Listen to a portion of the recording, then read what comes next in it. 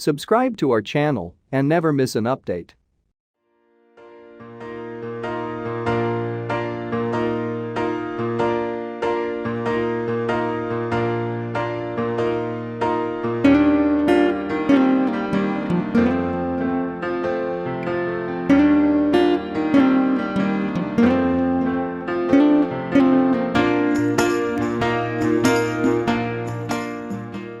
આભાર કોકિલાબેન, આ તક આપવા બદલ. મારી શાળાની સહઅધ્યાયી વિભૂતિનો પરિચય પ્રોફેસર વિભૂતિ પટેલ તરીકે આપતા આજે હું હર્ષમિશ્રિત ગૌરવની લાગણી અનુભવું છું. વિભૂતિના એચિવમેન્ટની, શૈક્ષણિક કારકિર્દીની, સામાજિક કાર્યકર તરીકેનો પરિચય આપવા 1 કલાક શું આખો દિવસ ઓછો પડે, પણ શક્ય એટલું આવરી લેવાનો મેં નમ્ર પ્રયાસ કર્યો છે, તેની નોંધ લેશો. પ્રોફેસર વિભૂતિબેનની કારકિર્દી પર અછડતી નજર નાખીએ તો તે advance centre for woman studies, school of development studies, Tata institute of social science સાથે સંલગ્ન રહ્યા હતા. એસએનડીટી વુમન્સ યુનિવર્સિટીમાં પ્રોફેસર તરીકે કાર્યરત હતા. તેમની શૈક્ષણિક કારકિર્દી ખૂબ જ તેજસ્વી અને ઝળહળતી શાળાના સમયથી રહી છે. તેમણે ઇકોનોમિક્સમાં પીએચડીની ઉપાધિ મેળવી છે. She was awarded visiting fellowship to London School of Economics અને Political Science from Association of Commonwealth Universities. તેમના રિસર્ચના પેપર, કોમેન્ટ્સ, રિવ્યુઝ નેશનલ અને ઇન્ટરનેશનલ જર્નલમાં પબ્લિશ થયા છે અને હજી પણ એમને એ જર્નલના એડિટોરિયલ બોર્ડના સભ્ય છે. સૌથી મોટી સિદ્ધિ તો એ છે કે ખૂબ જ આગળ પડતા સામાજિક કાર્યકર છે. મહિલાના હક્કો માટેની લડત તેમની નોંધપાત્ર કાર્યશૈલી રહી છે. આજે પણ મહિલા સશક્તિકરણ માટે કાર્યરત છે અને તેમની કામગીરી બદલ ઘણા એવોર્ડ પણ તેમને મળે છે.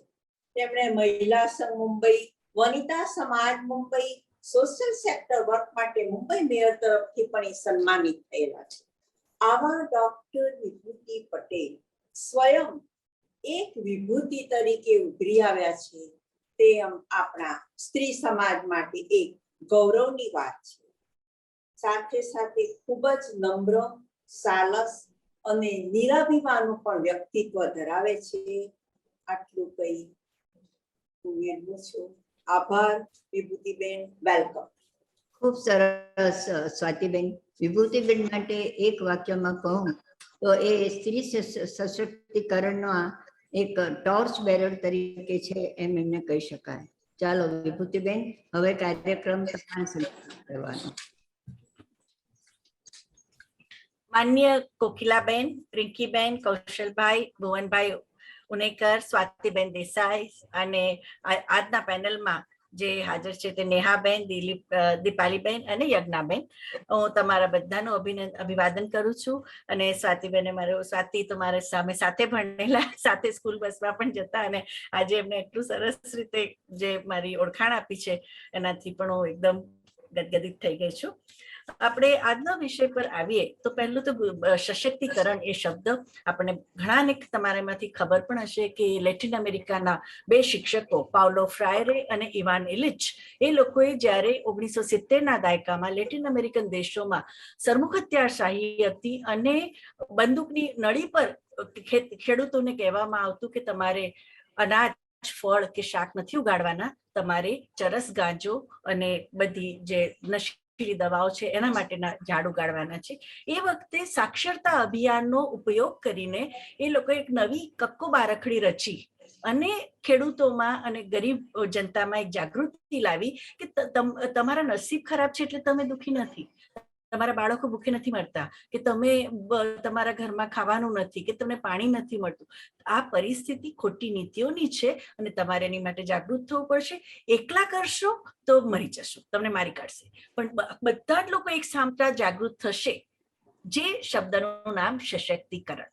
એમ્પાવરમેન્ટ એકલા ન થઈ શકે, બધા સાથે મળીને. એટલે 2 જે શબ્દો એમણે કર્યા, કોન્સન્ટ્રાઇઝેશન તમે કઈ પરિસ્થિતિ છે પરિસ્થિતિને સમજો, અને એકવાર તમને સમજી જશો કે કઈ પરિસ્થિતિ તમને દબાવેલી રાખે છે, કચડાયેલી રાખે છે, ડરેલી રાખે છે, ભયભીત રાખે છે, એ પરિસ્થિતિ તમે સમજી ગયા તેની ચાવી પણ તમારા જ હાથમાં છે. અને સાથે મળીને 1 और 1 11 તમે બીજા સાથે મળશો તમારી તમારું, એટલે આ બંને જે સશક્તિકરણ છે. હવે આપણે ગુજરાતમાં જોઈએ તો ગુજરાતમાં આ સશક્તિકરણની પ્રક્રિયા 19મી સદીમાં સમાજ સુધારણા આપણા વીર નર્મદ બુદ્ધિવર્ધક સભામાં જેમણે વાત કરી, નેહાબેનના મમ્મી કલ્પનાબેન શાહે ઘણો સ્ટડી પણ કર્યો છે કે સુરતની 12 વિધવા બહેનો જ્યારે એ લોકોએ કહ્યું કે અમે આવી દયનીય પરિસ્થિતિમાં નહીં રહીએ, અમે પુનર્લગ્ન કરીશું, એમને શું ઝેલવું પડ્યું અને કઈ રીતે બુદ્ધિવર્ધક સભાએ એમનો હાથ ઝાલ્યો. સામાજિક, આર્થિક, સાંસ્કૃતિક, શૈક્ષણિક અને એ બધા જ ક્ષેત્રમાં જીવનમાં સમતા, સ્વતંત્રતા, ગરિમા, શક્તિ, ઉર્જા અને નિર્ણય લેવાની પોતાના જીવનને પોતાની રીતે બનાવવાની જે બળ અને પ્રભાવ આપણને મળે છે, એટલે એક અબળા નહીં, જે કઈ સબળા બની જાય છે, એને આપણે મહિલા સશક્તિકરણ કહીએ છીએ. એ જે 19મી સદીમાં એની શરૂઆત થઈ, વિકાસની તકો ઊભી થઈ, ઊંચે આકાશે ઉડવાની બહેનોએ પહેલી વાર વિચારવા માંડ્યું અને શિક્ષણ, સ્વાસ્થ્ય, રોજગાર, આર્થિક સ્વનિર્ભરતા અને કુટુંબ, સમુદાય અને સમાજમાં કઈ રીતે આગળ આવવું એની પહેલી આપણે જો શરૂઆત કહીએ તો 19મી સદીમાં જે નવજાગરણ, જે સોશિયલ રિફોર્મ, સામાજિક ન્યાય માટે, સમતા માટે, સ્વતંત્રતા માટે, બહેનોની પોતાની ઓળખ માટેની જે શરૂઆત થઈ એને લીધે આપણે જોઈએ છે કે એક નવી પ્રકારનું 20મી સદીમાં પણ આપણા દેશમાં જે આઝાદીની ચળવળ છે, સ્વતંત્રતા પ્રાપ્તિના અત્યારે 75 વર્ષ થઈ ગયા છે, આખા દેશમાં અમૃત મહોત્સવ ઉજવાઈ રહ્યો છે. અને એમાં પણ કઈ રીતે ભીખાજી કામા કે પુષ્પાબેન મહેતા, મૃદુલાબેન સારાભાઈ, પ્રોફેસર ઉષા મહેતા કે જે વાનર સેના, ગાંધીજીની વાનર સેનામાં હતા, અને આખો એ લોકો અંડરગ્રાઉન્ડ રેડિયો, એમના પર તો અત્યારે 2 ફિલ્મો પણ બની રહી છે, એક કરણ જોહર બનાવવાના છે, બીજા આપણા કેતન મહેતા બનાવવાના છે. એટલે ઉષાબેન મહેતા, નીરાબેન દેસાઈ કે જેને વિમેન ઇન મોડર્ન ઇન્ડિયા, આધુનિક ભારતમાં નારી, અને પછી ગુજરાતના આધુનિકકરણમાં બહેનોની પરિસ્થિતિ, એના વિશે વાત કરી. કમળાબેન પટેલ કે જેઓએ જ્યારે આપણા દેશના ભાગલા થયા ત્યારે જે બી ઠુકરાયેલી, ત્યજાયેલી અને રેફ્યુજી કેમ્પમાં અને નિરાશ્રિતોની છાવણીમાં રહેતી બહેનો માટે જે 3 બહેનોએ પોતાના તન અને મનને બધી રીતે નિર્ભય થઈને ખર્ચ્યા, એ છે મૃદુલાબેન સારાભાઈ, પુષ્પાબેન મહેતા અને કમળાબેન પટેલ. અને આ 3 બહેનોને જ્યારે કહેવામાં આવ્યું કે તમારે મિનિસ્ટર બનવું છે, તેમને કહ્યું નહીં, પણ ભારત સરકાર જો અમારા કામની કદર કરતી હોય તો એમને પંડિત જવાહરલાલ નહેરુને કહ્યું સેન્ટ્રલ સોશિયલ વેલફેર બોર્ડ ચાલુ કરો. એટલે અત્યારે આપણી પાસે જે સામાજિક કલ્યાણ માટેનું જે બોર્ડ છે કે જે ગરીબ, પછાત, પીડિત લોકોને મદદ કરે છે, એની માટે પણ આપણે આ 3 બહેનોનો આભાર માનવાનો છે કે એ લોકોએ કહ્યું કે જે લોકોએ એમના સાસરિયા કે પિયરિયા પણ આ સ્ત્રીઓને લેવા તૈયાર નથી, કોઈના પેટમાં બાળક છે, કોઈની પાસે ના, પણ એ લોકો કહે છે કે ના, તો તમે લોકો અમારાથી છૂટા પડી ગયેલા હતા, અમે નહીં લઈએ. તો આ બહેનોને જીવન ઉભારવાની જે કામ છે એ સરકારનું છે. એમના મા બાપ ન જોતા, કુટુંબીજનો એમને લેવા તૈયાર નહીં હોય તો સરકારે એમને મદદ કરવી જોઈશે. ને પછી આપણે જોયું કે કઈ રીતે આઝાદ ભારતમાં આ બહેનોનું, અત્યારે જે ખાન માર્કેટ પોશ એરિયા ગણાય છે દિલ્હીનો, ત્યાં આગળ આ બધી બહેનોના પુનર્વસન, હજારોની સંખ્યામાં બહેનોએ પોતાના પગે ઊભી થઈ શકી, કારણ કે સરકારે એમનો હાથ ચાલ્યો. એટલે આપણે આઝાદીમાં જે આપણે જોઈએ છે કે બીજી જે સશક્તિકરણની પ્રક્રિયા થઈ કે જલિયાવાલા બાગમાં જે પ્રકારનો હંસા બ્રિટિશ શાસને કરી, પહેલી વાર લાખોની સંખ્યામાં બહેનોએ, પછી હિન્દુ બહેન હતી કે મુસ્લિમ બહેન હતી, બધા હિન્દુ પડદા પણ છોડ્યા, મુસ્લિમ પડદા પણ, બધા રસ્તા પર આવી ગયા, જેલ ભરાવનું આંદોલન થયું. અને 1942 સુધીમાં તો ભારત છોડો આંદોલન એક મોટો એક સાંસ્કૃતિક 5000 વર્ષની જે સંસ્કૃતિમાં પહેલી વાર આપણે જોઈએ છે કે જાહેર જીવનમાં આટલા મોટા પ્રમાણમાં બહેનો આવી ગઈ. અને એના ફળ આપણી પેઢીને પણ ચાખવા મળ્યા, કારણ કે બહેનોનું બહારના જાહેર જીવનમાં કામ ચાલુ થયું. અને 21મી સદીમાં આપણે જોઈએ છે તો આપણે સશક્તિકરણની પ્રક્રિયા, જ્યારે બહેનો નવું જે નારી મુક્તિનું આંદોલન 1975 પછી ચાલુ થયું, આપણે જોઈએ છે અત્યારે તો ઈલાબેન ભટ્ટ, જેમણે સેવા સંસ્થા એ વખતે શરૂ કરેલી, એ આજ જ્યારે કુલપતિ છે ગુજરાત વિદ્યાપીઠના.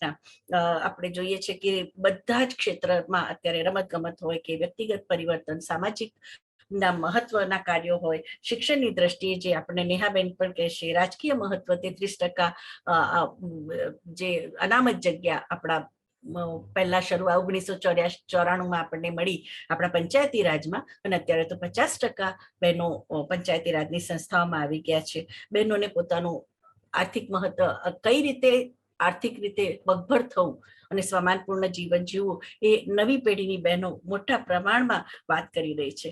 સાહિત્ય ક્ષેત્રે પણ બહેનોની વ્યક્તિમત્તાને ઉજાગર કરવાનું કામ મહત્વની લેખિકાઓ જેવા વર્ષા અડાલજા હોય, ધીરુબેન પટેલ, કેઈલા આરબ મહેતા, શરીફાબેન, હિમાંશીબેન શેલત, કુંદનિકાબેન કાપડિયા, જેણે 7 પગલા આકાશમાં લખી, એમાં પણ નવી નારીના જે શમણાઓ છે, નવી નારીની જે સશક્તિકરણની પ્રક્રિયા છે એ બહુ જ મહત્વનું છે. ને આપણે શા માટે સશક્તિકરણ એ પ્રક્રિયા છે, એ ઘટના નથી, કન્ટિન્યુઅસ સતત ચાલતી રહેતી આ પ્રક્રિયા છે, જેમાં સ્ત્રીઓ પોતાના સ્થાન, પોતાની મોકળાશ અને માનભર્યા સ્થાન માટે પ્રયત્ન કરે છે, સામૂહિક રીતે સભાન ભરીને પ્રયત્ન કરે છે.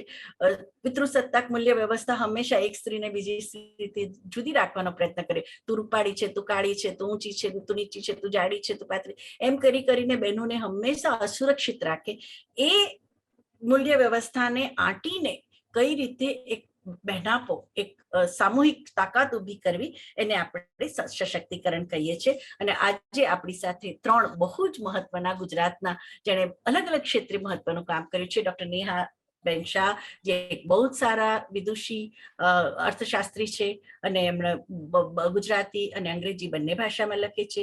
પ્રોફેસર દીપિકાબેન ગેલાણી એ એન્જિનિયરિંગ કોલેજના પ્રોફેસર છે, પણ સહિયર સંસ્થાના ટ્રસ્ટી, જે બહુ સહિયર સંસ્થા આજે ગુજરાતમાં એનું તો બહુ જ માનભર્યું સ્થાન છે, જે બહેનોના સશક્તિકરણ, નાની નાની છોકરીઓના સશક્તિકરણ સાથે ગુજરાત સરકાર સાથે અને સ્વતંત્ર રીતે પણ કામ કરી રહી છે. અને યજ્ઞાબેન પરમાર, જેને પોતાના જીવનમાં સંઘર્ષ કરીને અમારા SNDT ગોલ્ડ મેડલિસ્ટ MSW થયા અને અત્યારે એ વાચા સંસ્થાના ડાયરેક્ટર છે, અને વાચાનું કામ ગુજરાત, મહારાષ્ટ્ર અને ગુજરાત બંને રાજ્યોમાં આવ્યું છે. મારો પહેલો પ્રશ્ન નેહાબેનને છે કે નેહાબેન, તમે જે આપણે ગુજરાતમાં મહિલા સશક્તિકરણની વાત કરીએ તો આર્થિક, સામાજિક, શૈક્ષણિક, રાજકીય અને સાંસ્કૃતિક ક્ષેત્રે તમને શું દેખાય છે? વિભૂતિબેન, તમે જો મને મંજૂરી આપો તો હું મારી PPT શેર કરું આ સાથે. તો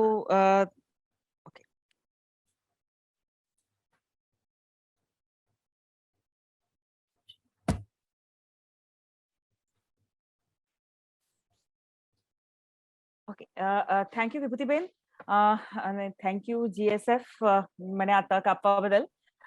મહિલા સશક્તિકરણ એક એવો વિષય છે કે જે હંમેશા દિલની ખૂબ નજીક છે, કારણ કે આપણે બધા જ એ દિશામાં સંઘર્ષ કરી રહ્યા છે. અને વિભૂતિબેને બહુ સરસ પૂર્વ ભૂમિકા બાંધી કે આ એક જે પ્રક્રિયા છે, જે એક પ્રોસેસ છે, જે આઝાદીની લડત પહેલાથી ગુજરાતમાં આપણે એના બીજ આપણે જોઈ રહ્યા છીએ, અને ઉત્તરોત્તર એના દિશામાં આપણે પ્રગતિ કરી રહ્યા છીએ.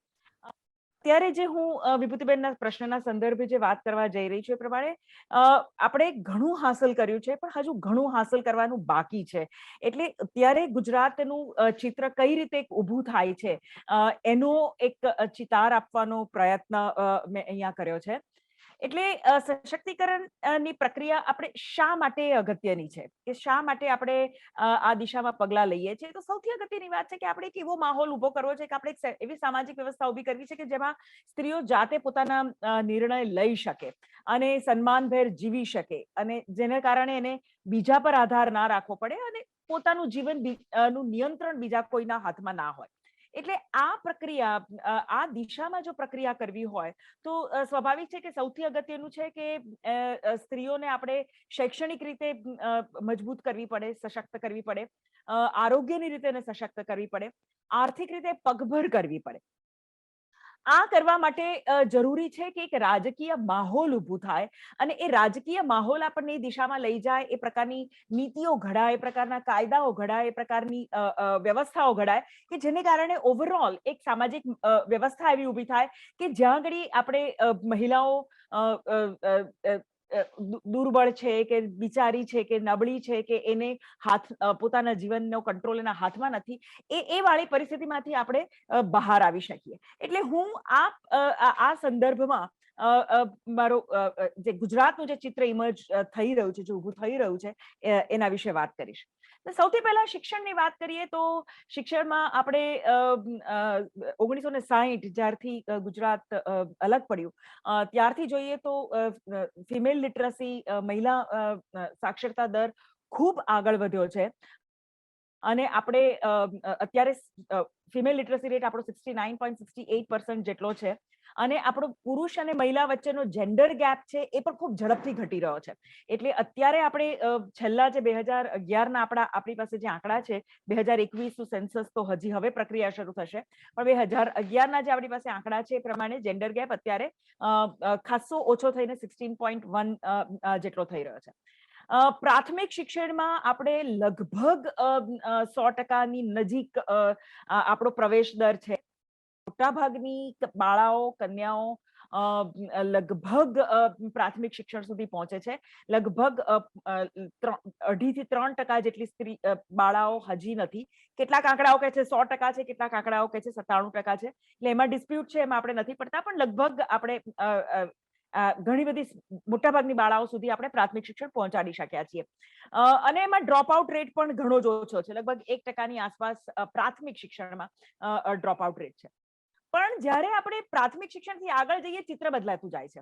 એટલે જ્યારે ઉચ્ચ માધ્યમિક શિક્ષણ સુધી માત્ર 29.2% છોકરીઓ પહોંચે છે. એટલે પ્રાથમિક શિક્ષણ અને માધ્યમિક શિક્ષણ પછી ખૂબ ડ્રોપ આઉટનું પ્રમાણ ખૂબ ઝડપથી વધે છે. હાયર એજ્યુકેશનમાં એનરોલમેન્ટનું પ્રમાણ પણ ખૂબ ઓછું છે. માત્ર 15% જ કન્યાઓ હાયર એજ્યુકેશનમાં જાય છે અને આ 2019ના આંકડા છે, આ જૂના આંકડા નથી. અને જેન્ડર પેરિટી ઇન્ડેક્સમાં આપણે જોઈએ તો ઉચ્ચ શિક્ષણના મામલે આપણે જો દેશના બધા જ રાજ્યો અને કેન્દ્ર શાસિત પ્રદેશને આપણે આમ ક્રમમાં ગોઠવવા હોય તો કુલ 36 જે રાજ્યો છે એમાં ગુજરાતનું પ્રમાણ છે 32મું છે. એટલે 31 રાજ્યો આપણા કરતા ઉચ્ચ શિક્ષણની બાબતે કન્યા શિક્ષણ ઉચ્ચ શિક્ષણ કન્યાઓની ઉચ્ચ શિક્ષણની બાબતે આપણા કરતા આગળ છે. એટલે જે રાજ્ય આર્થિક રીતે આટલું સદ્ધર છે, જેને આર્થિક પ્રગતિ કરી છે, ત્યાં આગળ કન્યા શિક્ષણ આગળ વધે, એ ઊંચા લેવલ પર જાય, એને માટેના પ્રયત્નો અહીંયા જરાક નબળા દેખાય છે. NFHS એટલે આપણું નેશનલ ફેમિલી હેલ્થ સર્વે જે છે, જે હમણાં જ જેના આંકડા 2019 સુધીના આંકડા હમણાં જ આવ્યા, 2021માં આવ્યા, અને એના પ્રમાણે જોયું કે ભાઈ હવે કારણ કે પેન્ડેમિકે આપણને સમજાવ્યું છે કે ભાઈ ઇન્ટરનેટ બહુ અગત્યની વસ્તુ છે. એટલે શિક્ષણ પણ ઇન્ટરનેટ થકી થાય છે અને તમારી દુનિયાને જોવાની, દુનિયાને સમજવાની, દુનિયા સાથેનો એક નાતો બાંધવાની માટે પણ ઇન્ટરનેટ એક માધ્યમ બની જાય છે. તો આ આંકડાએ બતાવ્યું કે અર્બન એરિયાઝમાં, શહેરી વિસ્તારોમાં માત્ર 48.9% મહિલાઓ અને રૂરલ એરિયામાં તો માત્ર 17.5% મહિલાઓ પાસે જ ઇન્ટરનેટ છે અને એ લોકો ક્યારેક પણ એકાદ વાર પણ જિંદગીમાં વાપર્યું છે એવું એ લોકોએ કહ્યું છે. એટલે એનો મતલબ એવો છે કે જે માળખાકીય સુવિધાઓ આપણે શિક્ષણને સાબૂત કરવા માટે કે શિક્ષણથી આગળ લઈ જવા માટે આપણે માળખાકીય સવલતોની જરૂર છે, ત્યાં હજી પણ આપણે ઘણા પાછળ છીએ. આ આંકડા બતાવે છે કે આ પ્રાઇમરી એજ્યુકેશનમાં આપણે લગભગ 100% સુધીના આંકડા છે, પણ જેવું અપર પ્રાઇમરી કે સેકન્ડરી કે જો હાયર એજ્યુકેશનમાં જઈએ છીએ તો એ આ જે લાલ બાર છે એ લાલ બાર મહિલાઓનું, સ્ત્રીઓનું, ગુજરાતમાં સ્ત્રીઓની શિક્ષણની પરિસ્થિતિ બતાવે છે. અલબત્ત ભાઈઓમાં પણ શિક્ષણનું પ્રમાણ જેમ ઉપર જતું જાય છે એમ ઘટતું જાય છે, પણ જોવાની વાત એ છે કે આપણે પ્રાથમિક શિક્ષણમાં નેશનલ એવરેજ કરતા આપણે આગળ છીએ, પણ તરત જ અપર પ્રાઇમરીથી પાછળ નીચે જઈએ તો આપણે નેશનલ એવરેજ કરતા આપણે ઘણા નીચે ઉતરતા જઈએ છીએ. એટલે જે વસ્તુ આપણે પ્રાથમિક શિક્ષણ માટે હાંસલ કરી છે એટલા જ પ્રયત્નો આપણે સેકન્ડરી કે હાયર સેકન્ડરી કે હાયર એજ્યુકેશન માટે કરવાના ઘટે. એક સર્વે પ્રમાણે આ જે 2014માં જે SRS સરકારી જ આંકડા છે એના પ્રમાણે જે સર્વે થયો એના પ્રમાણે ગુજરાતમાં ગર્લ ચાઇલ્ડ એજ્યુકેશનમાં ગુજરાત બોટમ 5 સ્ટેટ્સમાં છે. એટલે અને એટલે 6 થી 9 માં 97% બહેનો અને 15 થી 17 વર્ષની ઉંમરમાં લાઈક માત્ર 73% છોકરીઓ જાય છે. એટલે ડ્રોપ આઉટ રેટ નું પ્રમાણ 26% જેટલું થઈ જાય છે. 1% થી જે શરૂ થાય છે ડ્રોપ આઉટ રેટ એ સીધો 26% સુધી પહોંચી જાય છે. શિક્ષણની સાથે સાથે બીજી અગત્યની વસ્તુ છે કે ભાઈ સ્ત્રીએ આર્થિક રીતે પગભર થવું પડે અને તો જ એના જ્યારે એની પાસે આર્થિક શક્તિ એના હોય, આર્થિક નિર્ણયો પોતાના હાથમાં હોય તો એ અલબત્ત પોતાનું જીવન વધારે સારી રીતે એ જીવી શકે, પોતાના નિર્ણયો જાતે લઈ શકે. NFHS અગેન 2017માં એણે કેટલાક આંકડા આપ્યા હતા. એના પ્રમાણે બીજા બધા રાજ્યોના સંદર્ભમાં ગુજરાતની પરિસ્થિતિ ઘણા બધા પેરામીટર્સ પણ ઘણી સારી છે. એટલે 52% સ્ત્રીઓએ કહ્યું કે એમની પાસે પોતાના કહી શકાય એવા પૈસા છે કે જેઓ પોતાની રીતે વાપરી શકે. ઘણા બધા રાજ્યોમાં તો આ પ્રમાણ માત્ર 20-22%ની આસપાસ આવીને અટકી જાય છે. એટલે એ સંદર્ભમાં ગુજરાતની પરિસ્થિતિ ઘણી સારી છે. 50% સ્ત્રીઓ, આ જે સ્ત્રીઓએ કહ્યું કે અમારી પાસે મારા પૈસા છે, એમાંથી 50% એવું કહ્યું કે ભાઈ અમારી પાસે અમારું બેંક એકાઉન્ટ છે. પણ જ્યાં જમીનની માલિકીની વાત આવે છે, કારણ કે એ જમીનની માલિકીનો મહત્વ એટલા માટે છે કારણ કે હજી પણ મોટાભાગની સ્ત્રીઓ જમીન પર ખેતીવાડી ઉપર આધારિત છે.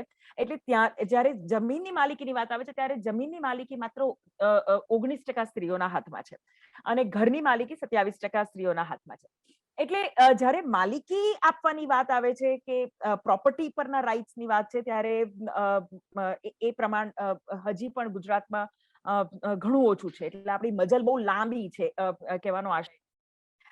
પણ અલબત્ત જ્યારે 2005માં કેટલાક કાયદાકીય ફેરફાર આવ્યા અને સિવિલ સોસાયટી તરફથી પણ ઘણું પ્રેશર આવ્યું, તો એ સંદર્ભે 2009 થી ગુજરાત સરકારે જ્યારે સ્ત્રીને દીકરીને જ્યારે પેરેન્ટલ પ્રોપર્ટીમાં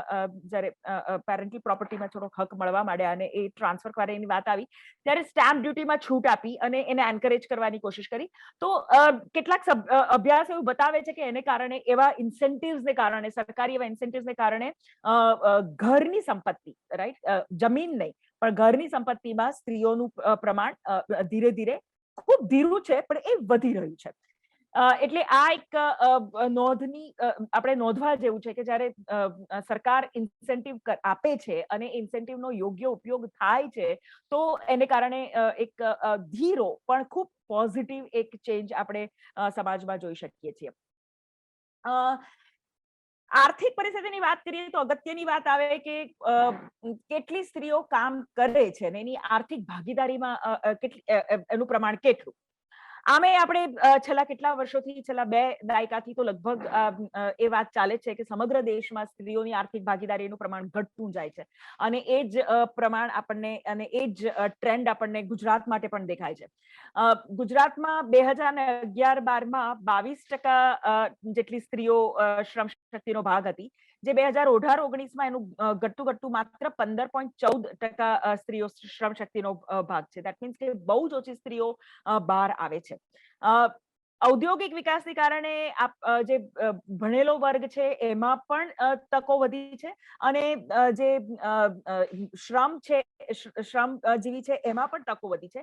પણ છતાં પણ એ કહેવું પડે કે સ્ત્રીઓ જ્યારે શ્રમ માટે બહાર આવે છે ત્યારે મોટાભાગના પ્રમાણ એ ઇન્ફોર્મલ સેક્ટરમાં મોટાભાગની સ્ત્રીઓનું એમ્પ્લોયમેન્ટ છે. અસંગઠિત ક્ષેત્રમાં, છૂટક ધંધાઓમાં અને રૂરલ એરિયામાં જઈએ તો એ ખેત મજૂરીમાં એનું શ્રમની ભાગીદારી છે. એટલે ફોર્મલ જે આપણે એમ્પ્લોયમેન્ટ કહીએ કે જે રોજગારી કહીએ કે જેને કાયદાથી સુરક્ષા મળે છે એવા પ્રકારના જે પણ રોજગારીની તકો છે એમાં સ્ત્રીઓનું પ્રમાણ ઘણું જ ઓછું છે. એટલે એ આ જે 15.4% જે આમ પણ ઓછી સ્ત્રીઓ છે અને એમાં પણ બહુ જ ઓછી સ્ત્રીઓને જે કાયદાની સુરક્ષા મળે છે એ પ્રકારની છે. એટલે આ એક બહુ અગત્યનો મુદ્દો છે. અને મહત્વની વાત એવી પણ છે કે ગુજરાતમાં આપણે જોઈએ તો એમાં આવકની અસર પણ દેખાય છે કે જ્યારે જે વર્ગમાં આવકનું પ્રમાણ વધે એમ સ્ત્રીઓની શ્રમ શક્તિમાંથી ભાગીદારી, આર્થિક પ્રવૃત્તિમાંથી ભાગીદારી ઓછી થઈ જાય. અલબત્ત પછી જ્યારે બહુ જ હાયર એજ્યુકેશન લીધેલી અને જે ઉચ્ચ મધ્યમ વર્ગની ઉચ્ચ વર્ગની સ્ત્રીઓ છે કે જેમની પાસે ઓલરેડી આર્થિક સક્ષમતા છે, ત્યાં ફરી પાછું સ્ત્રીઓનું ભાગીદારીનું પ્રમાણ વધે છે. પણ મિડલ ગ્રુપમાં જેમ આર્થિક સ્થિતિ વધતી સારી થતી જાય તેમ સ્ત્રીઓની ભાગીદારીનું પ્રમાણ ઘટતું જાય છે. એનો મતલબ કે હજી પણ સ્ત્રીઓ આર્થિક રીતે પગભર હોઈ શકે એ હજી એક સોશિયલ નોર્મ આપણે ત્યાં નથી બન્યો. હજી પણ સ્ત્રીઓનું મુખ્ય કામ, પ્રાથમિક કામ એ ઘર અને બાળકોને સંભાળવાનું જ ગણવામાં આવે છે. એટલે જ્યારે પણ સ્ત્રીઓ શ્રમ શક્તિનો ભાગ બને છે તો એ જ્યારે ઘરની આર્થિક પરિસ્થિતિ ખરાબ હોય તો ઘરને ટેકો કરવા માટે કે મદદ કરવા માટે જ એનું પ્રમાણ વધારે હોય એવું આ આંકડા પરથી આપણે જોઈ શકીએ. કારણ કે અસંગઠિત ક્ષેત્રમાં, ખેત મજૂરીમાં, છૂટા ધંધાઓમાં જ્યાં બહુ જ લો પેઇંગ જોબ્સ છે ત્યાં સ્ત્રીઓનું પ્રમાણ ખાસું હજી કોન્સન્ટ્રેટેડ છે. આર્થિક પ્રવૃત્તિ પછી આપણે એની સાથે જ ઉદ્યોગ સાહસિકતા, કારણ કે ગુજરાતની વાત કરીએ છીએ એટલે આપણે ઉદ્યોગ સાહસિકતાની વાત કરવી જ પડે. એટલે એના પર થોડા આંકડા જોઈએ તો અલબત્ત આખા દેશમાં આપણે જોઈએ તો કેરલા કે તમિલનાડુ જેવા 2-3 સ્ટેટ્સમાં જ ઉદ્યોગ સાહસિકતાનું પ્રમાણ કુલ ઉદ્યોગોના માં 10% ઉપર છે, બાકી 10% નીચે છે. ગુજરાતમાં એનું પ્રમાણ 6.57% છે. હવે આ જે એન્ટરપ્રાઇઝીસ છે એને આપણે મુખ્યત્વે 2 ભાગમાં વહેંચીએ કે જે વિધાઉટ હાયર્ડ વર્કર્સ, એટલે જાણે સ્ત્રી પોતે જ જાતે કામ કરતી હોય, એટલે ઓલમોસ્ટ સેલ્ફ એમ્પ્લોયડ, પોતે નાની દુકાન ચલાવતી હોય કે શાકભાજી વેચતી હોય કે નાનું એન્ટરપ્રાઇઝ ચલાવતી હોય, અને with 1 or more hired workers, એટલે એનો સ્કેલ થોડો મોટો હોય. એટલે જ્યારે સ્કેલ મોટો હોય તો અલબત્ત એમાં પ્રગતિની શક્યતાઓ વધારે થાય. અહીંયા બીજા રાજ્યોના પ્રમાણમાં ગુજરાત વધારે સારી પરિસ્થિતિમાં છે. એટલે કેરલા જેવા રાજ્યમાં કે જ્યાં આગળ મહિલા ઉદ્યોગ સાહસિકતાનું પ્રમાણ 11% જેટલું છે, પણ એમાં લગભગ 90% જેટલી સ્ત્રીઓ વિધાઉટ હાયર્ડ વર્કર્સ, એટલે ખૂબ નાના સ્કેલ ઉપર, ખૂબ ઇન્ફોર્મલ પ્રકારના કામોમાં એ લોકો જોડાયેલા છે. જ્યારે ગુજરાતમાં એ પ્રમાણ 76% છે અને 23.66% સ્ત્રીઓ એકથી વધારે વર્કર્સ પોતે હાયર કરી શકે, એમને રોજગાર આપી શકે એ પ્રકારના એન્ટરપ્રાઇઝીસમાં જોડાયેલી છે. એટલે ઉદ્યોગ સાહસિકતાનું પ્રમાણ ઓછું છે, પણ છતાં પણ અહીંયા એક પોઝિટિવ આપણને એક સાઇન દેખાય છે કે જે પણ સ્ત્રીઓ ઉદ્યોગ સાહસિકતા સાથે જોડાયેલી છે, ઉદ્યોગ સાહસિક છે, ત્યાં આગળ સ્કેલેબિલિટી એની પોસિબિલિટી અહીંયા આગળ છે. આ કહીને પછી આપણે જોવું પડે કે આ જે શૈક્ષણિક કે આર્થિક પરિસ્થિતિ છે એ આપણે કેવા પ્રકારના સામાજિક પરિસ્થિતિમાં રહીએ છીએ. એટલે કેમ હજી શિક્ષણનું પ્રમાણ, શિક્ષણમાંથી ડ્રોપ આઉટનું પ્રમાણ આપણને કેમ હજી વધારે દેખાય છે, કે કેમ હજી સ્ત્રીઓની ભાગીદારીનું પ્રમાણ આપણને હજી સંતોષકારક રીતે નથી દેખાતું, તો એની પાછળના શું સામાજિક કારણો હોઈ શકે? સમાજ શું પરમિટ કરે છે? સમાજમાં એ જાગૃતતા છે? એ માહોલ ઊભું થયું છે? જ્યારે આપણે એ પરિસ્થિતિ જોઈએ તો આપણને બહુ ચિત્ર હજી પણ બહુ એન્કરેજિંગ નથી લાગતું. કારણ કે સૌથી પહેલા જો આપણે એક પહેલું ઇન્ડિકેટર લઈએ કે ભાઈ સ્ત્રીઓ, આપણે સેક્સ રેશિયો કેટલો, તો સેક્સ રેશિયો ગુજરાતમાં છેલ્લા ગુજરાત જ્યારથી રચાયું ત્યારથી જોઈએ તો એ સતત ઘટી રહ્યો છે. અને એનું મુખ્ય કારણ, એટલે સેક્સ રેશિયો ઘટી રહ્યો છે કારણ કે ગુજરાતમાં ભ્રૂણની જાતિ ઓળખ કરી અને ભ્રૂણ હત્યાનું પ્રમાણ ની પણ એક બહુ મોટી પ્રેક્ટિસ દેખાય છે. પહેલા મતલબ દીકરા હોવા માટેનો સ્ટ્રોંગ પ્રેફરન્સ અને એને માટેના જે પણ પ્રયત્નો કરવા, રાઈટ, એ ઉચ્ચ જ્ઞાતિની કેટલીક કોમોમાં એ દેખાતું હતું. પણ જ્યારથી આ ટેકનોલોજીનો વિકાસ થયો અને ટેકનોલોજી માર્કેટમાં આવી, કે જ્યારથી એનો ઉપયોગ બધા જ પૈસા આપીને કોઈ પણ કરી શકે, એક પરિસ્થિતિ નિર્માણ થઈ, ત્યારથી ભ્રૂણની જાતિ ઓળખ કરવી અને જો દીકરી હોય તો ભ્રૂણ હત્યા કરવી, એનું પ્રમાણ એકદમ લગભગ ઘણી બધી કમ્યુનિટીઝમાં આ પ્રમાણ વધી ગયું છે. અને ટુ ધ એક્સટેન્ટ કે આટલા એડવર્સ સેક્સ રેશિયોને કારણે એવી પણ પ્રેક્ટિસીસ ઊભી થઈ છે કે તમારી પોતાની જ્ઞાતિમાં કોઈ છોકરી હોય જ નહીં, લગ્ન માટે હોય જ નહીં, અને છોકરાઓએ જઈને ટ્રાઇબલ એરિયામાં જઈને ત્યાંથી મોટી દાવરી સામે આપીને છોકરીઓ લાવે, લગ્ન કરીને લાવે. પણ ત્યાં આગળ અલબત્ત ઉચ્ચ જ્ઞાતિનો પુરુષ જો ટ્રાઇબલ છોકરીને લઈને આવતો હોય તો એનો સામાજિક દરજ્જો શું, કે એને સમાજ કઈ નજરથી જોશે, એ બધા જ પ્રશ્નો એની પાછળ સંકળાય છે. એટલે બહુ ડિઝાયરેબલ પરિસ્થિતિ ત્યાં આગળ ઊભી થતી નથી. એટલે આ એક સેક્સ રેશિયો આપણને બતાવે છે કે હજી પણ આપણો સમાજ દીકરીને આવકારતો નથી, એને વેલકમ કરતો નથી. આપણે જ્યારે ચાઇલ્ડ સેક્સ રેશિયો જોઈએ, અચ્છા, અહીંયા આગળ જે આંકડા આપ્યા છે કે સેક્સ રેશિયો ટોટલ આપણે જોઈએ તો 2011માં જ્યારે 919 હજાર પુરુષની સામે 919 સ્ત્રી છે. ગુજરાતનો રેન્ક ઓલ ઇન્ડિયામાં 36 રાજ્યો અને કેન્દ્ર શાસિત પ્રદેશો કરીએ તો આપણે 25માં છીએ. અને આપણે જો મોટા રાજ્યો 20 મોટા રાજ્યોની આપણે વાત કરીએ તો આપણો નંબર 17મો છે. એટલે આપણા કરતા 16 રાજ્યો, મોટા રાજ્યો નો સેક્સ રેશિયો ગુજરાત કરતા ઘણો જ સારો છે. એટલે આનો મતલબ એવો થયો કે જે આર્થિક પ્રગતિ થઈ અને આર્થિક પ્રગતિને કારણે જે થોડી ઇઝી એક્સેસ ટુ ટેકનોલોજી થઈ, એનો એક બહુ જ મોટો ઉપયોગ લોકોએ સેક્સ પ્રેફરન્સીસ માટે કરતા દેખાય છે, અને જેનું આ પરિણામ છે. એટલે જ્યારે આપણે ચાઇલ્ડ સેક્સ, એટલે 0 થી 6 યર્સમાં આપણે ચાઇલ્ડ સેક્સ રેશિયો જોઈએ તો એ તો પ્રમાણ ઉલટું ઘટી જાય છે અને 890 થાય છે. એનો મતલબ એવો થયો કે બાળકીને જન્મ એટલી આપણે ઓછી જન્મવા દઈએ છીએ અને એ દુનિયામાં આવતી જ નથી. એટલે આ દેશના આંકડા છે એની સામે જોઈએ તો ગુજરાત આ દેશનો એવરેજ છે. એટલે એવરેજની કમ્પેરિઝનમાં ગુજરાતની પરિસ્થિતિ સેક્સ રેશિયોમાં ખૂબ ખરાબ છે. બીજું ઇન્ડિકેટર લઈએ કે મહિલા વિરુદ્ધની હિંસા. અલબત્ત હું અહીંયા કેવેટ મૂકીશ કે બીજા ઘણા બધા રાજ્યોના પ્રમાણમાં ગુજરાત મહિલાઓ માટે ખરેખર સુરક્ષિત છે. એટલે ક્રાઇમ રેટ બીજા રાજ્યોના પ્રમાણમાં ગુજરાતમાં ઓછો છે. પણ એનો મતલબ એવો નથી કે ક્રાઇમ રેટ નથી. એનો મતલબ એવો નથી કે સ્ત્રીઓ અહીંયા સંપૂર્ણપણે સુરક્ષિત છે. અને એનો મતલબ એવો પણ નથી કે ક્રાઇમ રેટ સતત ઘટી રહ્યો છે. ક્રાઇમ રેટ વધી પણ રહ્યો છે.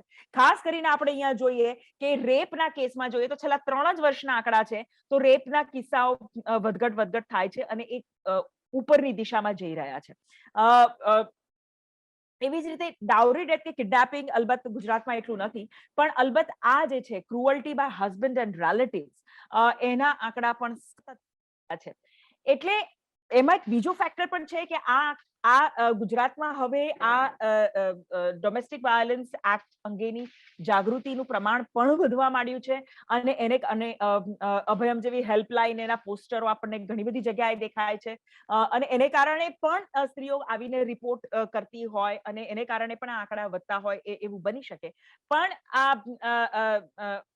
આ હજી પણ આપણે એ રેડ ઝોનથી બહાર છીએ. આપણું બીજા રાજ્યો કરતા આપણે સારા છીએ, પણ એટલે આપણે રેડ ઝોનથી બહાર છીએ એમ કરીને આપણે ખુશ થઈને હાથ પર હાથ ધરીને બેસી રહેવાની જરૂર નથી. ખાસ કરીને રેપના આંકડા, ડોમેસ્ટિક વાયોલન્સના આંકડા, સેક્સ્યુઅલ હેરેસમેન્ટ કે મોલેસ્ટેશનના આંકડા એ હજી પણ આપણને એક ગંભીરતા માંગી લેવા છે. 2018 ને 19માં જે પ્રમાણમાં જે રેપના આંકડા વધ્યા એને કારણે વિધાનસભામાં પણ એની ચર્ચા થઈ. આ સિટીમાં આંકડા છે એ 1.5 વર્ષની અંદર જે આંકડા આ ટાઈમ્સ ઓફ ઇન્ડિયામાં જે રિપોર્ટ આવ્યો હતો એનું ચિત્ર અહીંયા આગળ છે. એટલે આ આંકડા આપણને બતાવે છે કે ભાઈ આપણે હજી બી રેડ ઝોનની બહાર નથી. એટલે એ બતાવે છે કે હજી પણ સમાજનો જે એક અભિગમ છે સ્ત્રી તરફનો અને સ્ત્રીના વ્યક્તિત્વ તરફનો કે સ્ત્રીના એક ઇન્ડિવિડ્યુઆલિટી તરફનો, એ હજી પણ આપણે એને હેલ્ધી કહી શકીએ અને એ પ્રકારનો હજી પણ નથી. એટલે અને ઘડીએ પડીએ નડી રહ્યો છે. બીજી એક મહત્વનો મુદ્દો આવે કે ભાઈ આ પરિસ્થિતિને સુધારવી હોય કે આ પરિસ્થિતિમાં ફરક લાવવો હોય તો આપણે શું કરવું જોઈએ? તો અલબત્ત જે મેં શરૂઆતમાં કહ્યું તેમ કે સામાજિક સમાજમાં ફરક લાવવા માટે પહેલા આપણે એક રાજકીય પરિસ્થિતિ નિર્માણ કરવી પડે કે જ્યાં આગળ જે નીતિ ઘડે છે કે કાયદાઓ જ્યાં આગળ બને છે. તો નીતિ અને એને માટે સ્ત્રીઓએ પોતે પણ આવીને પોતાનો અભિપ્રાય આપવો પડે. તો એ આપણે કઈ રીતે કેપ્ચર કરીએ? તો અલબત્ત કે કેટલું મતદાન સ્ત્રીઓ તરફથી થયું. ગુજરાતમાં મતદાનનું પ્રમાણ ઉત્તરોત્તર વધ્યું છે. સ્ત્રી અને પુરુષના મતદાતાઓનો ગેપ ઉત્તરોત્તર ઘટ્યો છે અને 1985 માં 11% ગેપ હતો સ્ત્રી અને પુરુષ મતદાતા વચ્ચે. અહીંયા બસ ખાલી એટલું કહેવું છે કે સોશિયલ મીડિયા એ ઘણો મોટો ફાયદો કર્યો છે કે એકબીજાની સાથે વાત કરીને કે મેં વોટ આપ્યો એ કરીને એનાથી એન્કરેજ કરીને પણ સ્ત્રીઓ વોટ આપવા જાય છે. આ બધા આંકડા છે જે બતાવે છે કે ઇલેક્શનમાં કેટલી સ્ત્રીઓ, એટલે હજી રાજ્યસભા એટલે વિધાનસભા કે લોકસભામાં સ્ત્રીઓનું પ્રતિનિધિત્વ મોકલવાનું પ્રમાણ હજી ઓછું છે. અને સ્ત્રીઓની જ્યારે વાત આવે, એ પ્રશ્નો આવે ત્યારે મહિલા જે પ્રતિનિધિ વિધાનસભામાં છે એ સ્ત્રીઓના પ્રશ્નો અંગે હજી ખુલીને પોતાની આગવી રીતે ઇન્ડિપેન્ડન્ટલી વાત કરે એવા કિસ્સાઓ પણ ગણ્યા ગાંઠ્યા જ આપણને જોવા મળે છે.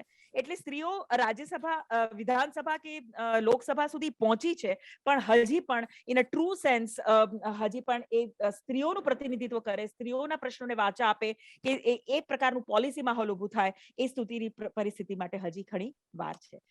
બસ આ એક ચિત્ર એક ઊભું થાય છે થોડા ઘણા આંકડાઓ દ્વારા. થેન્ક યુ વિભૂતિબેન, અને સોરી મેં જરા વધારે સમય લઈ લીધો. બરોબર, પણ તમે બહુ જ વિગતવાર એકદમ આંકડાવારી સાથે અને બહુ જ સચોટ રીતે આખા સમસ્યાનું તમે મૂકી. ખાલી એક જ કહેવાનું હતું કે જમીન માલિકીની વાત છે તે બીજા રાજ્યોમાં 8 થી 12% છે, જ્યારે ગુજરાતમાં 19% છે.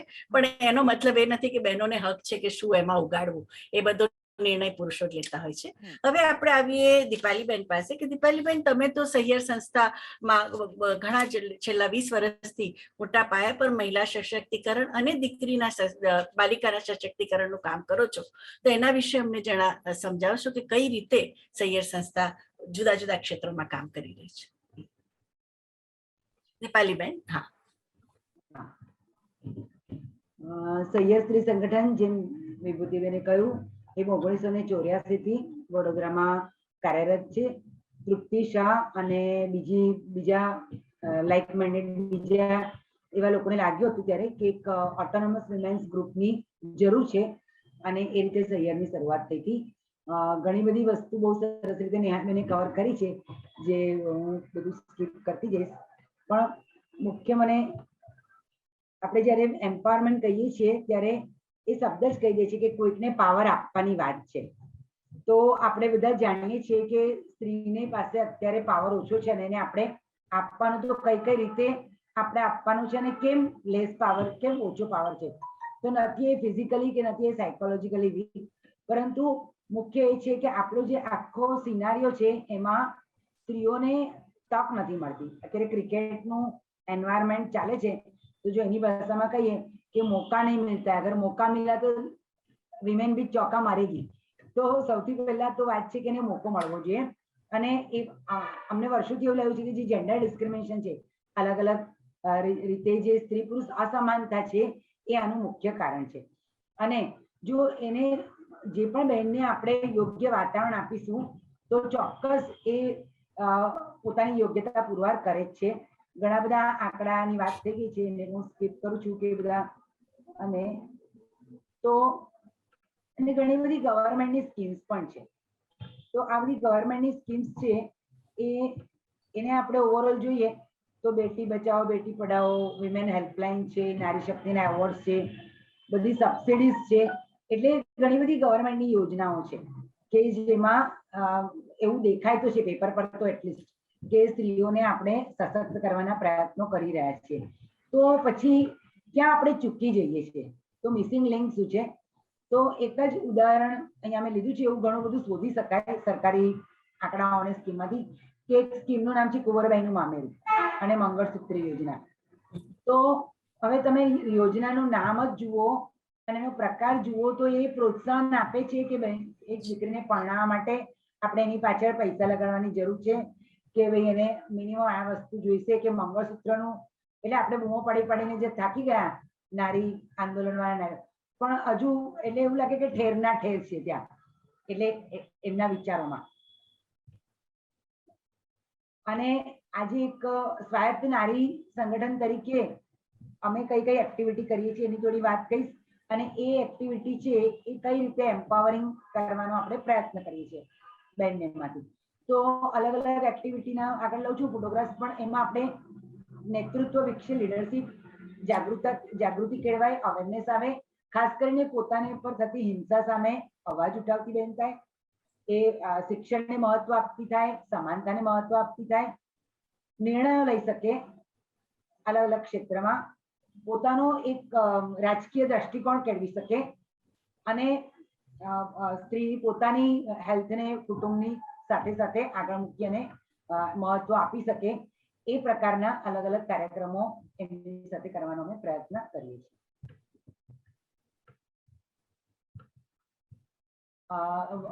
સાગબારા ગામના આદિવાસી બહેનની સાથેના સંઘર્ષથી ચાલુ કરી અને જ્યારે તૃપ્તિ શાહ જે સૈયદના ફાઉન્ડર મેમ્બર પોતે 22-23 વર્ષની હતી ત્યારે એક આદિવાસી બહેનને ત્યાં જઈ અને આખા કેસની વિગતની છાનબીન કરી, ત્યારથી શરૂ કરી અને કાનૂની સલાહ અને માર્ગદર્શન કાઉન્સેલિંગ સેન્ટર શહેરમાં ચાલે છે. અને હિંસા અને અન્યાય સામે બહેનનો જ્યારે વ્યક્તિગત સંઘર્ષ છે, એ વ્યક્તિગત સંઘર્ષ એ ખરેખર વ્યક્તિગત સંઘર્ષ નથી, પરંતુ આખી સ્ત્રીઓની એક સેક્શનનો સવાલ છે. એ પ્રમાણે દ્રષ્ટિકોણ રાખી અને કાનૂની સલાહ કેન્દ્રની અંદર માર્ગદર્શન, એમાં કાનૂની સલાહ પણ આપવામાં આવે છે. ખાસ કરીને બહેનને જ્યારે એક લાગણી વાળા ટેકાની જરૂરત હોય છે, ઘણા બધા વખતે એવું છે કે એને ખાલી એક સાંભળવાળાની જરૂરત હોય છે. અહીંયા ખાસ પ્રક્રિયામાં એ ધ્યાન રાખવામાં આવે છે કે આપણે જે કંઈ બહેન છે એ પોતાના પ્રશ્નની અંદર એની પોતાની કેટલી તાકાત છે અને ક્યાં સુધી લડી શકવાની એની તૈયારી છે, એ પ્રમાણે એને તૈયાર કરવામાં આવે છે. એટલે આખી પ્રક્રિયાની અંદર કોઈ પણ વાર સંગઠનના વિચારોને થોપવા નહીં, એ અમારો મુખ્ય એની અંદર આદેશ રહેલો છે. અને એક જ પ્રકારનો સમસ્યા લઈને અલગ અલગ 2 કે 3 બહેનો આવે તો એ 3 બહેનો એ સમસ્યાને ઉકેલ કરવા માટે ક્યાં સુધી પહોંચે, એની કેટલી તૈયારી છે, એ ક્યાં સુધી સંઘર્ષ કરી શકે છે, એ પ્રમાણે પહેલા એને એમ્પાવર કરવામાં આવે અને પછી જ એ નિર્ણય લેતી થાય, એ પ્રકારે આખી પ્રક્રિયા કરવામાં આવે છે. એટલે એક સામાન્ય રીતે કહેવાય કે આપણે બહુ કોમન છે કે એક સફળ પુરુષની પાછળ કોણ હોય છે, તો કે એક સ્ત્રી હોય છે, પણ અમે આટલા વર્ષમાં એવું શીખ્યા છે કે એક સફળ સ્ત્રીની પાછળ કોણ હોય છે, તો એ સફળ સ્ત્રીની પાછળ લગભગ બીજી સ્ત્રી હોય છે. અને એ માતા હોય, સાસુ હોય, ભાભી હોય, બહેન હોય, પણ જ્યારે એની અંદર એ જે સામાજિક એમના સંબંધો છે, એ સંબંધોની અંદર જ્યારે સહિયરપણું, સખીપણું આવી જાય છે, ત્યારે એ એને સપોર્ટ કરતી બને છે. નહીં તો પછી પેલું ટિપિકલ આપણા સ્ત્રી દુશ્મન વાળી વાત આવી ઉભી છે. પરંતુ એ લેવલ પર જ્યારે આવે છે ત્યારે સખીપણા જે છે એ એક સફળ સ્ત્રીને સફળ કરવા માટે નાની નાની વાતમાં કે મોટા લેવલ સુધી, તો એ આટલા વર્ષના અનુભવથી એ જોવા મળ્યું છે.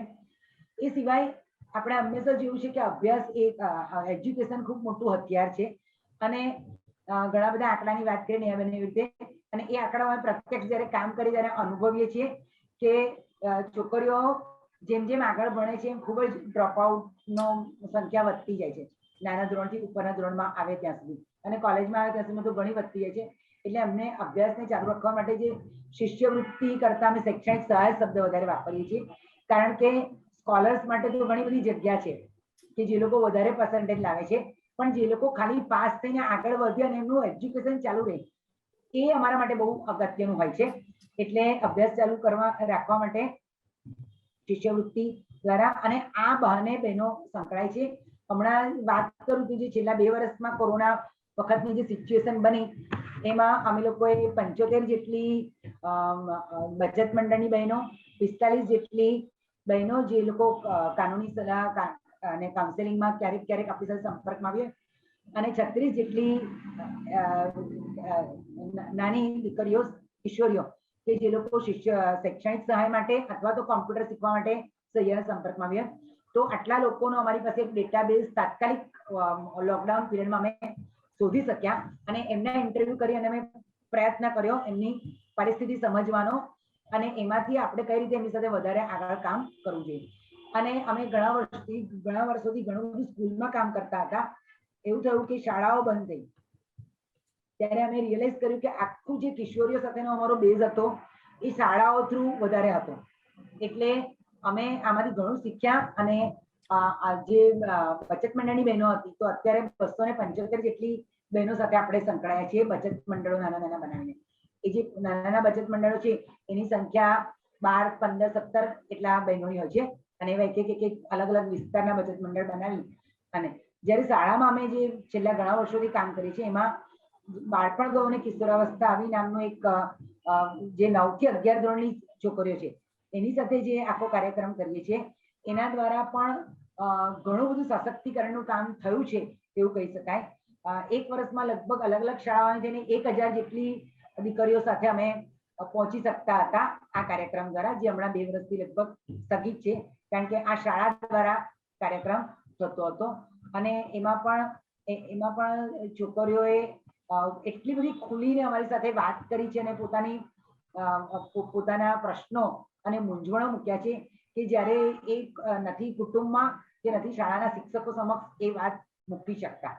અને એ રીતે શાળાના બીજો એક કાર્યક્રમ અમે જે વર્ષોથી ચલાવતા યુવા નેતૃત્વ તાલીમ, આમાં ખાસ કરી અને શાળામાંથી પસંદગી કરેલા સરખી સંખ્યાના છોકરા અને છોકરીઓ એનું એક જૂથ બનાવી અને એમને ખાસ કરીને કોમી જે કઈ વિસંવાદ છે એના કારણો સુધી લઈ જવા, પર્યાવરણનો મુદ્દો, સ્ત્રી પુરુષ સમાનતાનો મુદ્દો અને જ્ઞાતિવાદ, આ 4 વિષય પર કોન્સન્ટ્રેટ કરી અને યુવા નેતૃત્વ તાલીમ દ્વારા અમે એ લોકોની સુધી પહોંચવાનો પ્રયત્ન કર્યો છે.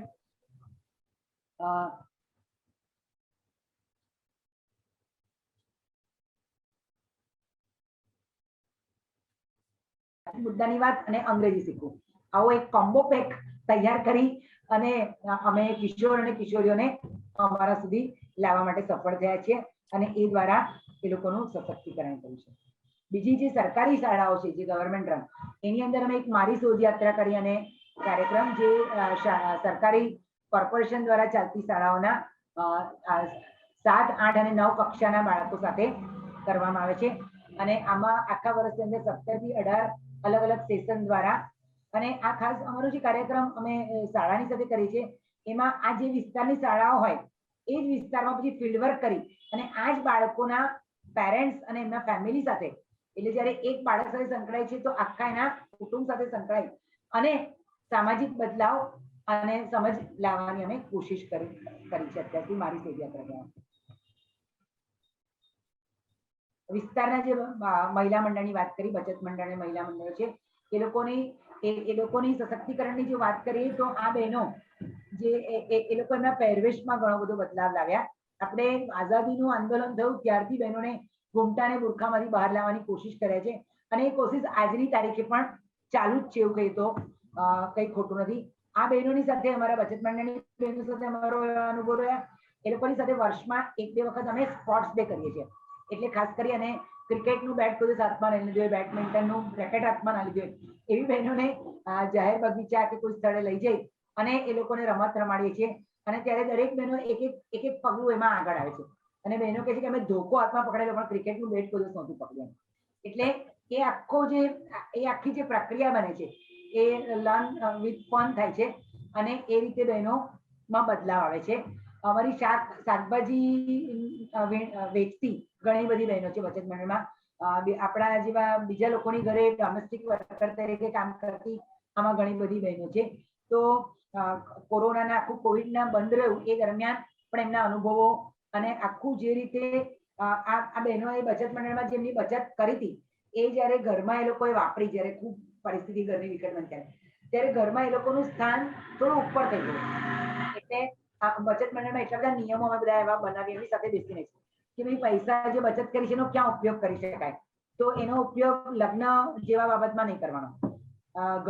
ઘરમાં કંઈક સમારકામ કરવાનું હોય, બાળકની ફી ભરવાની હોય, અનાજ ભરવાનું હોય, એવા ટાઈપના કામમાં એટલે મંડળ નક્કી કરે કે આમાંથી લોન આપવાની છે તો આ બેને અરજી કરી છે તો એનું જે કારણ છે એ આપવા યોગ્ય લાગે છે કે નહીં આપણને, અને એક નાનકડી રિસર્ચને પ્રોત્સાહન આપવાનું કાર્ય કર્યું છે, જેમાં ઇન્ટરનલ અને એક્સટર્નલ બંને પ્રકારના નાના રિસર્ચ થાય છે. સૈયર દ્વારા 2 રિસર્ચ થયા છે અલગ અલગ, HDRC કચ્છ મહિલા વિકાસ PMVS, અમદાવાદની કિશોરીઓ, જુહુપુરા વિસ્તારની કિશોરીઓના આવા નાના નાના રિસર્ચ થયા છે, અને એના દ્વારા સ્ત્રી સશક્તિકરણના અલગ અલગ પાસાઓ કેવી રીતે આપણે આગળ વધવું એ આવરી લેવાની કોશિશ કરી છે.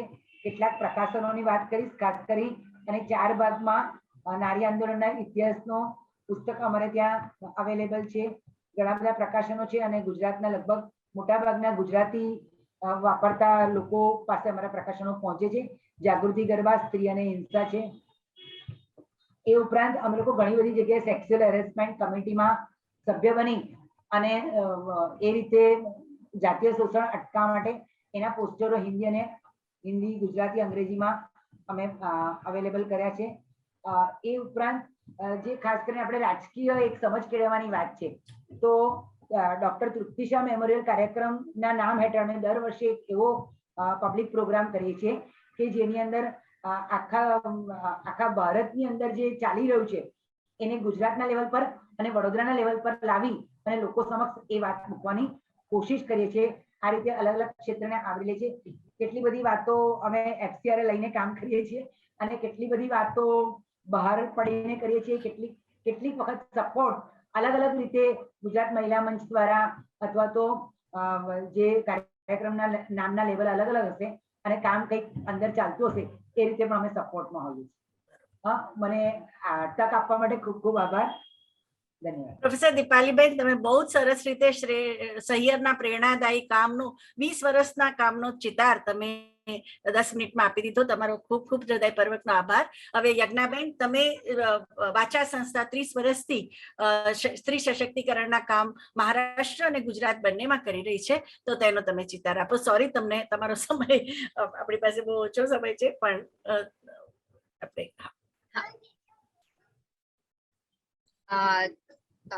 તમારા લોકોનો આભાર. વિભૂતિબેન, તમારો આભાર, અને જેમને ઓર્ગેનાઇઝ કર્યું છે એમનો પણ બહુ બહુ આભાર કે અમને તમે આ બોલવા માટે તક આપી. અને હું પેલા એક વાત જણાવી દઉં કે હું પણ જે સહ્ય સંસ્થાની વાત કરી તો મારી પણ જે બધી પ્રેઝન્ટેશન છે મોસ્ટલી ગ્રાસરૂટ રિયાલિટી શું છે, કે જમીની સ્તરની રિયાલિટી શું છે, અને એમાં સશક્તિકરણ, મહિલા સશક્તિકરણ, વાચાનું એમાં કઈ રીતે યોગદાન રહ્યું છે એના વિશે વાત કરવાની છું.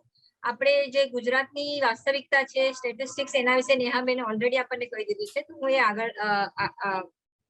આગળ જ લઈ જઈશ એ વસ્તુ. જેમ કે મહિલા અને કિશોર વિકાસ માટે ગવર્મેન્ટે ઘણી બધી યોજનાઓ બનાવી છે, અને પછી હેલ્પલાઇન હોય કે પછી બેટી બચાવો બેટી પઢાઓ આંદોલન હોય કે એવી ઘણી સ્કીમો બનાવી, પણ તો પણ ક્યાં ને ક્યાં ગુજરાત પાછળ રહ્યું.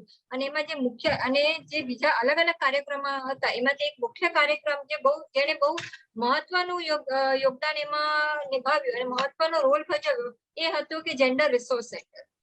અને જેન્ડર રિસોર્સ સેન્ટરના અંદર જે યોજનાઓ હતી એને લીધે ઘણો બધો ફરક પડ્યો, અને જે સ્ત્રીનું અને જે આંકડા આપણે જોઈ શકીએ કે પોઝિટિવ રિઝલ્ટ જોવા મળ્યું હતું, કે પછી એ શિક્ષણને લઈને હોય કે આરોગ્યને લઈને હોય કે આર્થિક વિકાસને લઈને હોય.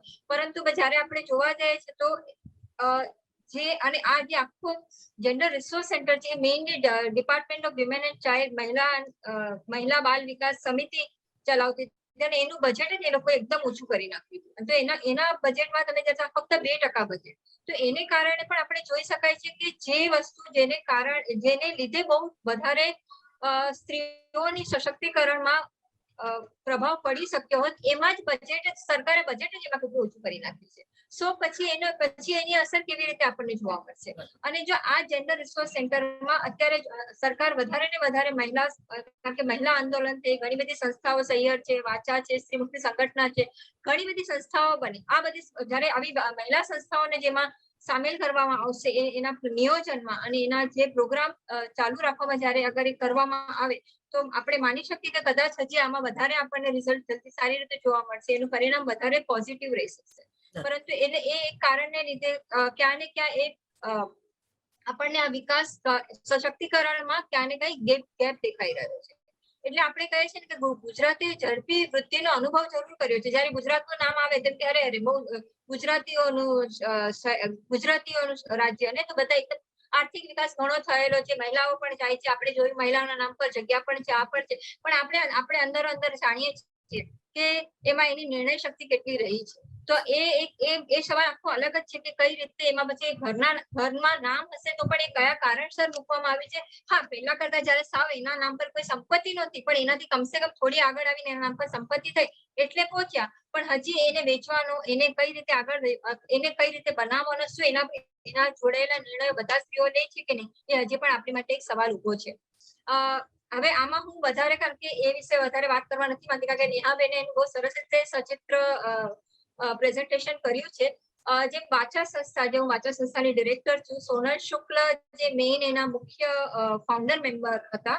9 સપ્ટેમ્બરે 2021માં એમનું અવસાન થયું. અને તો મિનલ પટેલ, દિનેશ્વરી થોનસે અને સોનલબેન નીના હેન્સ, આ લોકોએ મળીને શરૂઆત કરી અને વિભૂતિબેન સાથે અમારા જોડાયા. સો વિભૂતિબેન અત્યારે પણ અમારા ટ્રસ્ટી છે અને બહુ મોટા સપોર્ટર છે વાચાના. સો વાચા સંસ્થામાં એમનું ઘણું યોગદાન છે. હવે આ મહિલા સશક્તિકરણમાં વાચાનો રોલ શું? કારણ કે જે વાચા છે એ ગ્રાસરૂટ ઓર્ગેનાઇઝેશન છે, જમીની સ્તર પર કામ કરતી સંસ્થા છે. અને જયારે શરૂઆત થઈ ત્યારે એક મહિલા સંગઠન કરીને એની શરૂઆત થઈ, ત્યારે અમુક કાર્યક્રમોને એવી ધ્યાનમાં રાખવામાં આવ્યા કે જેને કારણે એ એમ્પાવરમેન્ટના માર્ગે જઈ શકે.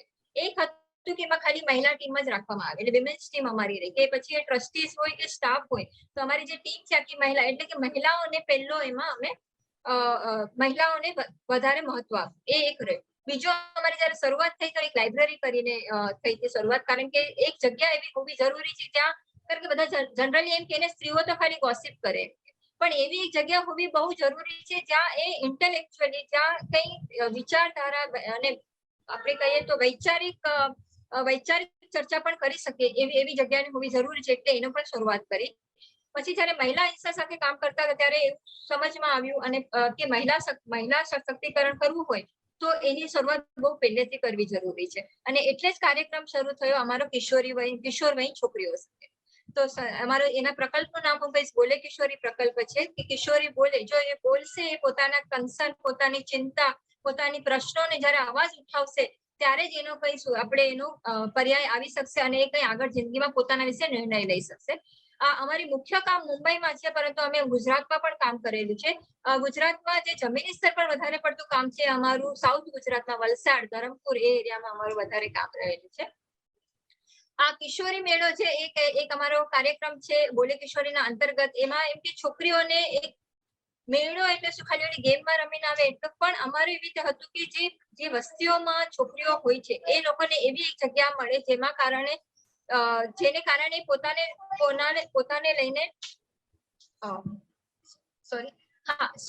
પોતાની વાતો એ વ્યક્ત કરે. હવે વ્યક્ત કરવા માટે અલગ અલગ માધ્યમ આપવા જરૂરી હોય છે, એટલે અલગ અલગ ગેમના દ્વારા. તો એમાં તમે જોઈ શકો છો કે રીંગ સ્ટોરના દ્વારા પણ પોતાની ઈચ્છાઓ, હવે ના મારે જીન્સ પહેરવું છે, મારે વાળ નાના રાખવા છે, મારે દુનિયાને શેર કરવી છે, આવી નાની નાની ઈચ્છાઓ પણ છોકરીઓ ટાર્ગેટ કરવાની કોશિશ કરતી હોય છે.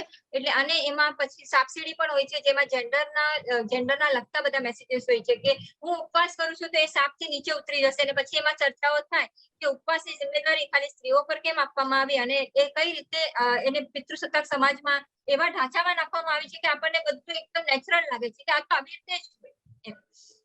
એવી ઘણી બધી અમારું એમાં ગેમ હોય છે. જેમ કે તમે જોઈ શકો છો કે છોકરીઓ એના હાથમાં હંમેશા સોય દોરો આપવામાં આવે છે, તો બલ્બ લગાવવાની પ્રક્રિયા પર છોકરીઓને એટલું કોન્ફિડન્સ કે યસ હા હું કરી શકું છું એ ભાવના આવે, એટલે આવી બધી અલગ અલગ ગેમો કરવામાં આવે છે. તમે અહીંયા જોઈ શકશો તો કે એમાં કોઈ છોકરી ડોક્ટર બનવા માંગતી હોય છે, કોઈ ક્રિકેટર બનવા માંગતી હોય છે, કોઈ પોલીસ બનવા માંગતી હોય છે, તો પોતાની ઈચ્છાઓ આ રીતે જાહેર કરે છે. બીજો અમારો એક કાર્યક્રમ છે આરોગ્ય અને લિંગભાવ તાલીમ. હવે આપણે મહારાષ્ટ્રમાં તો સેક્સ એજ્યુકેશનનો બેન્ચ છે, એટલે જેન્ડર અને હેલ્થ એજ્યુકેશન એના અંદર અમારા કાર્યક્રમ ચાલે, જેમાં અમે ગુજરાત આપણે સેતુ સાથે મળીને પણ અમારું સેતુ સંસ્થા છે જે અમદાવાદની, એમની સાથે મળીને પણ અમારું કામ થયેલું હતું. તો આમાં અમારા ઘણા બધા સેશન્સ હોય છે. જેન્ડર એટલે શું, એમાં હેલ્થની જેન્ડરની અસર હેલ્થ પર કઈ રીતે થાય છે છોકરીઓને, માલ નરિશમેન્ટના સ્ટેટિસ્ટિક્સ આપણે બધા જાણીએ છીએ કે કઈ રીતે છોકરીઓમાં માલ નરિશમેન્ટ વધારે છે, તો એના વિશે પણ વાત કરીએ છીએ. પછી એમાં પછી ઉપવાસની પણ વાતો થાય છે. એની સાથે સાથે સેક્સ્યુઅલ અબ્યુઝ, એની સાથે છેડછાડ કઈ રીતે થાય, કઈ રીતે જાતીય શોષણ થાય છે એના વિશે પણ આ જ કાર્યક્રમમાં અમે વાત કરીએ છીએ. તો આ પ્રકારની અમારી તાલીમ હોય છે એમાં. બીજું એક હોય છે કે અંધશ્રદ્ધા વિરોધી કાર્યશાળા, એ અમે આ એક કાર્યશાળા તરીકે પણ કરીએ છીએ અને અમારા મેળામાં પણ એક અમે સ્ટોલ કરીને રાખીએ છીએ. એનું કારણ એક હોય છે કે નાની નાની આ જે પિતૃસત્તાક સમાજ અમુક ચીજોની શ્રદ્ધાને કઈ રીતે અંધશ્રદ્ધા બની જાય છે ખબર નથી પડતી અને શ્રદ્ધાના નામ પર ફરજો કેવી પડી જાય છે. એટલે આ પ્રકારનું અમે આ કાર્યશાળા લઈએ છીએ કે જેમાં પછી મેન્સ્ટ્રુએશન પણ આવે કે પીરિયડ આવ્યા એટલે આપણે ભગવાન પાસે ન જઈ શકાય કે તમે પૂજા ના કરી શકો કે તમે અથાણાને ન અડી શકો, તો એ બધી ચર્ચાઓ પણ કઈ રીતે અંધશ્રદ્ધાઓ આવી રહી છે એના વિશે પણ અમે ચર્ચા કરીએ છીએ. અમારું જે મુખ્ય જે વસ્તીમાં વાંચા કિશોરી વર્ગ કે એ અમે લોકોએ વધારે વલસાડમાં જ ચલાવ્યા છે. આપણે મોગરાવાડી વસ્તીમાં, ધોબી તળાવમાં, ધરમપુરમાં, એ જગ્યાએ અમે નંદીગ્રામમાં પણ કર્યું છે એની સાથે વિશિકા. આ વાંચા વર્ગમાં અમે જે કમ્પોનન્ટ છે એવું છે કે એમને આપણે નોલેજ આપીએ, કૌશલ્ય પણ આપીએ, પણ તકો પણ આપીએ. એટલે જે જાણકારી લીધી, જે કૌશલ્ય મેળવ્યું એ વાપરી કેવી રીતે શકે એના માટે અલગ અલગ તકો ઉભી કરવી એ વાંચાની જિમ્મેદારી. જેને કારણે એ પોતાની જે કૌશલ્ય છે એ બધે દેખાડી શકે અને એક લીડરશિપ ક્વોલિટી છે, જે લીડરશિપ સ્કિલ છે, નેતૃત્વ ગુણને વધારે સારી રીતે એ પ્રસ્તુત કરી શકે. આ તમે જોઈ શકો છો એમાં ઘણા મેપ રીડિંગ પણ છે. એટલે એમાં અમારે મેપ રીડિંગ કરીને પણ નકશા વાંચન, જે આપણને લાગે આ તો બહુ નોર્મલ છે, આ તો આવડવું છે, કોઈને પણ આવડી શકે, પણ આ છોકરીઓ માટે આ એક નવી વસ્તુ હોય છે જેને કારણે આગળ એ સમજે છે કે રેલવે સ્ટેશન પર કઈ રીતે જવાય, ઇન્ડિકેટર કઈ રીતે બચાય, ટિકિટ કઈ રીતે કઢાય. આ નાની નાની વસ્તુઓ છે જે આપણને બહુ નાની લાગે જીવન જીવવા, પણ જીવન જીવવા માટે અને કોઈ પણ પોતાની બહાર જવાની તાકાત વધારવા માટે આપણે જે મોબિલિટીની વાત કરીએ છીએ કે જ્યાં સુધી જાણકારી નહીં હોય અને જ્યાં સુધી આત્મવિશ્વાસ ન આવે ત્યાં સુધી આપણે બહાર નથી જઈ શકતા. તો એ બધી સ્કિલ્સ કઈ રીતે આપણે, જેને કારણે છોકરીઓનો આત્મવિશ્વાસ વધે, એ વાંચા એના પર કામ કરે છે. કમ્પ્યુટર શીખવાડે છે કારણ કે છોકરીઓને હંમેશા ટેકનોલોજીથી અલગ રાખવામાં આવે છે. તો જયારે કમ્પ્યુટર હાથમાં આવે છે તો આપણને પણ કઈ રીતે આપણો આત્મવિશ્વાસ આપણે જોઈ શકીએ છીએ. એ જ રીતે છોકરીઓનો આત્મવિશ્વાસ આવી શકે અને ટેકનોલોજી પર એમનો હાથ બેસી શકે. આ છોકરીઓ પાવર પોઈન્ટ પ્રેઝન્ટેશન કરે છે કે પોલીસ સ્ટેશનમાં કઈ રીતે જવાનું, હોસ્પિટલમાં બીએમસી હોસ્પિટલમાં જાઓ તો કઈ રીતે, કયા કાઉન્ટર પર જવાનું, ત્યાં સોશિયલ વર્કર ડિપાર્ટમેન્ટ હોય છે એના વિશે પણ વાત કરે છે. કે સોલિડ વેસ્ટ, તમારે કચરાની સમસ્યા છે તો કઈ રીતે એમાં તમારે કામ કરવાનું, એ વસ્તીઓના લોકો સામે આ લોકો પ્રસ્તુતિ કરે છે. એના પોતે પેલા વિઝિટ કરે છે, પોતે જાણકારી લે છે અને પછી પાછા વસ્તીમાં આવીને બધાને બતાવે પણ છે. તો જે વસ્તીમાં સામુદાયિક આપણે નેતૃત્વ ગુણની વાત કરીએ છીએ એ અમારું એ એક મહત્વનો કમ્પોનન્ટ રહ્યું છે.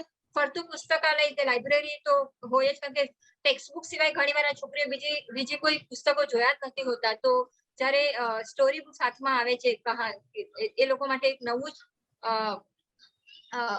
જ દુનિયા બને છે. અને એક મિનિટમાં યસ થઈ જશે. પછી ફોટોગ્રાફી, જે રીતે ફોટોગ્રાફી શીખી એના અલગ અલગ વિષયો પર, અનસેફ પ્લેસીસ એટલે અસુરક્ષિત જગાઓ કઈ છે એના વિશે પણ એ લોકો એક્ઝિબિશન કરે છે. યુવતીઓ માટે પણ અમે લિંગભાવ કાર્ય, જેન્ડર એજ્યુકેશન નો એક પ્રોગ્રામ રહ્યો છે, જે વિમેન સાથે પણ અમે જેન્ડર એજ્યુકેશન નું તાલીમ લીધેલી છે. વાંચા વર્તુળ, સ્ટડી સર્કલ લઈએ છીએ જેમાં અલગ અલગ નિષ્ણાંતો વિષયને, જે લાઇક માઇન્ડેડ આપણે પીપલ કહીએ, જેને વિમેનના ઇશ્યુઝ પર ઇન્ટરેસ્ટ હોય અને એ લોકો સાથે મળીને આ વિષય પર ચર્ચા પણ કરે છે.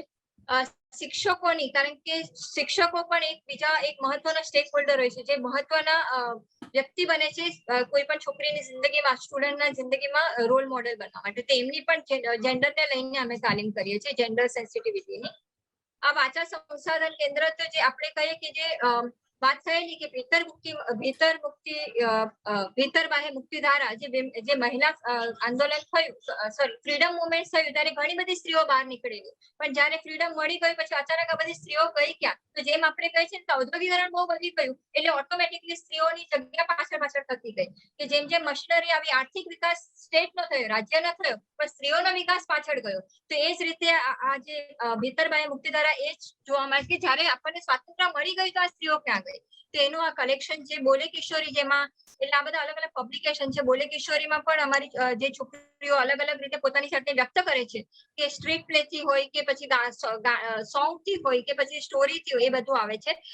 સરખી સાહેલી આ એક જે અમે રાખ્યું છે સ્ત્રી મુક્તિ ગરબા, કારણ કે ગરબાના થ્રુ સ્ત્રીઓ, લોકગીતોમાં આપણે બધા જાણીએ છીએ કે સ્ત્રીઓ પોતાની વાત જાણે છે ને અત્યારની સ્ત્રીઓ, હવેની સ્ત્રીઓ એ ખાલી પોતાના દુખડા રડવા નથી માંગતી, પણ એમાંથી કઈ સોલ્યુશન કાઢવા માંગે છે. એમાંથી શું કઈ પ્રકારનું એ લોકોનું એમાંથી કઈ રીતે એ લોકો સુઝાવ કાઢી શકશે, કઈ રીતે રસ્તો કાઢી શકશે એની વાત કરે છે.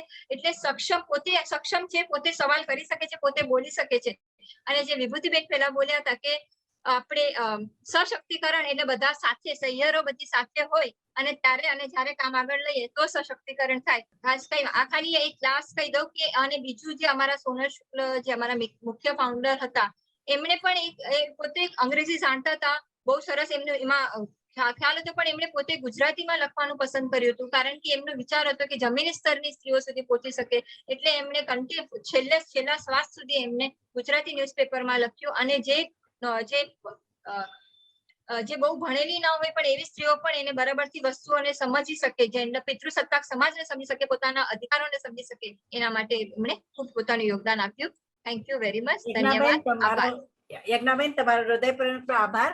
3 અમારા પેનલિસ્ટ દીપિકાબેન, યજ્ઞાબેન, નેહાબેને આપણને બહુ સરસ રીતે એક દ્રષ્ટિકોણ કઈ રીતે મહિલાના સશક્તિકરણ અત્યારે 21મી સદીના ગુજરાતમાં જે બહેનોને પડકારો સહેવા પડ્યા છે અને એનો જવાબ કઈ રીતે બહેનો સામૂહિક રીતે આપી રહી છે, એનો એક પૃથક્કરણ અને જમીની સ્તર પર જોડીને કઈ રીતે સહિયર સંસ્થા વડોદરામાં, વાચાસ સંસ્થા મુંબઈમાં, વલસાડમાં અને ઘણી બધી જગ્યાઓમાં કામ કરી રહી છે, એનો આખો એક આપણને ચિતાર આપ્યો, આપણી ઉર્જા વધારી. અને આવું આપણે બધા પણ જ્યાં છીએ વિશ્વના જે ખૂણામાં ગુજરાતીઓ છે એ બધા આવું કરી શકે છે એવી એક હિંમત આપી. એની માટે હું તમારો હૃદયપૂર્વકનો આભાર માનું છું.